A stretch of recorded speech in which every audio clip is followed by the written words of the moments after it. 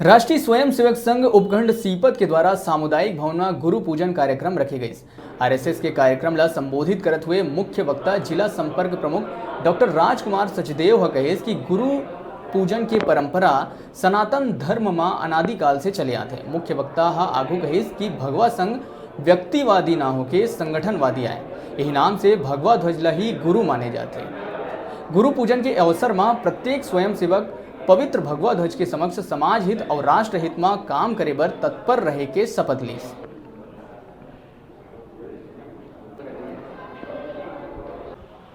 हमारे 6 त्योहारों में से एक मुख्य त्यौहार में ये भी गुरु पूर्णिमा का त्यौहार भी आता है और हम सभी स्वयंसेवक इसको बहुत ही उत्सवपूर्वक अच्छे से मनाते हैं। हम लोग इसको डॉक्टर हेडगेवार जी के देहांत के पूर्व ही उनको चिंता थी कि ये संगठन को कौन संभालेगा, तो उन्होंने जो है ये उनके बहुत सारे स्वयंसेवकों ने ये चिंता व्यक्त किया। तब उन्होंने एक उपाय निकाला कि संघ जो है कोई व्यक्ति विशेष है नहीं, उसे जो है शरीर जो है एक दिन व्यक्ति का नष्ट हो जाता है।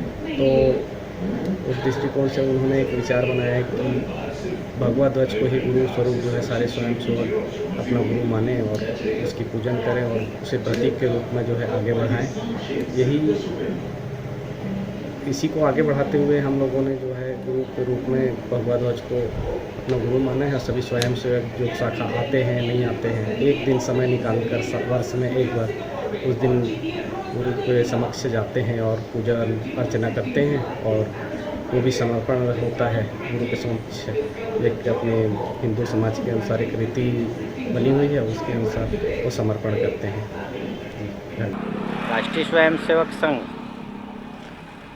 एक त्यौहार है, इसमें राष्ट्रीय स्वयंसेवक संघ प्रमुख रूप से 6 त्यौहार मनाते हैं। उसमें एक त्यौहार है अपना गुरु पूजन का, गुरु पूर्णिमा। गुरु पूर्णिमा त्यौहार भारत का सनातन समय से मनाते आ रहे हैं, जिसको राष्ट्रीय स्वयंसेवक संघ ने भी अपना गुरु के रूप में भारत के जो भगवा ध्वज है, जिसको महापुरुषों ने, हमारे महापुरुषों ने, महाज्ञानियों ने, महर्षियों ने, ऋषि मुनियों ने जो सदियों से पूजा करते आ रहे हैं, त्याग और बलिदान का जो प्रतीक है और जो उगते हुए सूरज का प्रतीक है, जो दुनिया में त्याग और बलिदान का देने के लिए वो प्रेरित करता है, उसको राष्ट्रीय स्वयंसेवक संघ ने भी अपना गुरु माना है। गुरु माना इसलिए माना है कि व्यक्ति विशेष की पूजा करने से उसके मन में घमंड आ जाती है। परम पूज्य डॉक्टर हेडगेवार जी ने यह तय किया कि मुझको पूजने से तो मेरे अंदर भी घमंड आ सकता है, किसी व्यक्ति को घमंड आ सकता है और जो संगठन होता है, जो शक्ति होती है, वो खंड खंड हो जाती है, विखंडित हो जाती है। उसको एक आग रूप में लाने के लिए हमारे परम पूज्य डॉक्टर हेडगेवार जी ने गुरु पूर्णिमा को एक के रूप में भगवा ध्वज को अपना गुरु माना। इसीलिए हम प्रतिवर्ष गुरु पूर्णिमा के दिन ध्वज को पूजा करके, राष्ट्रीय ध्वज को, भगवा ध्वज की पूजा करके हम उसको गुरु परंपरा के अनुसार, जैसे पूजन के साथ साथ गुरु परंपरा में एक दक्षिणा देने की परंपरा